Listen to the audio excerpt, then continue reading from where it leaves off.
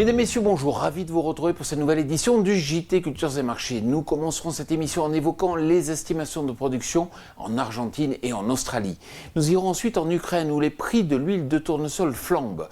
Nous tenterons ensuite de comprendre pourquoi les importations européennes de colza sont si en retard actuellement. Et enfin, nous évoquerons le récent passage du prix du baril de pétrole sous la barre des $40 par baril à New York.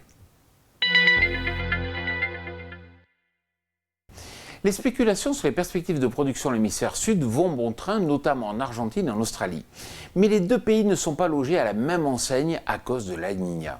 En effet, ce phénomène climatique dessèche les cultures argentines, mais est bénéfique à l'Australie, qui a relevé à 29,9 millions de tonnes la production de blé, soit 14,7 millions de tonnes de plus que l'an passé.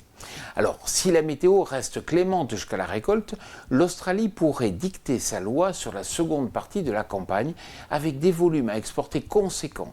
Attention, avec 11,2 millions de tonnes d'orge attendues, il faudra que les opérateurs diversifient leurs débouchés car la Chine bloque toujours les importations en provenance d'Australie.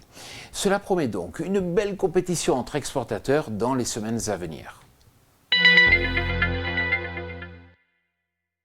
La récolte de tournesol a débuté en Ukraine, près de 500 000 hectares ont déjà été récoltés. Sans surprise, le sec des dernières semaines a pénalisé les cultures encore sur pied et la teneur en huile est inquiétante. Pour preuve, l'huile de tournesol à Odessa s'est envolée pour atteindre les plus hauts depuis mars 2014. De même, la cotation à Rotterdam a repris plus de $100 par tonne.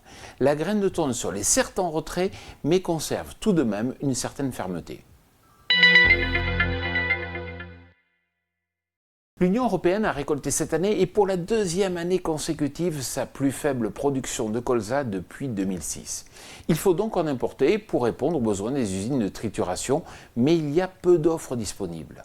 En effet, la situation en Ukraine se tend avec une production en baisse de 1 million de tonnes par rapport à l'an passé pour atteindre 2,5 millions de tonnes.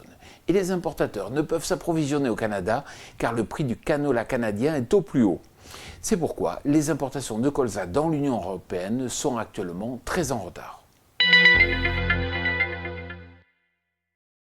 $40 le baril, c'est le seuil psychologique sous lequel le prix du pétrole est passé ces dernières semaines à New York. La remontée l'été n'aura été que de courte durée et un nouveau repli a été enregistré cette semaine. Pour expliquer cela, trois raisons essentielles. La croissance mondiale est timide, le trafic aérien peine à reprendre et la Chine ralentit ses achats. Et pour ne rien arranger, l'Arabie Saoudite a fortement baissé ses prix. À suivre donc. Comme je le dis chaque semaine, si vous recevez un email qui vous informe de la mise en ligne de ce JT, bien sûr, n'hésitez pas à le transférer à tous vos amis, à tous vos collègues. Cela nous aide à mieux faire connaître notre émission. Je vous souhaite une excellente semaine.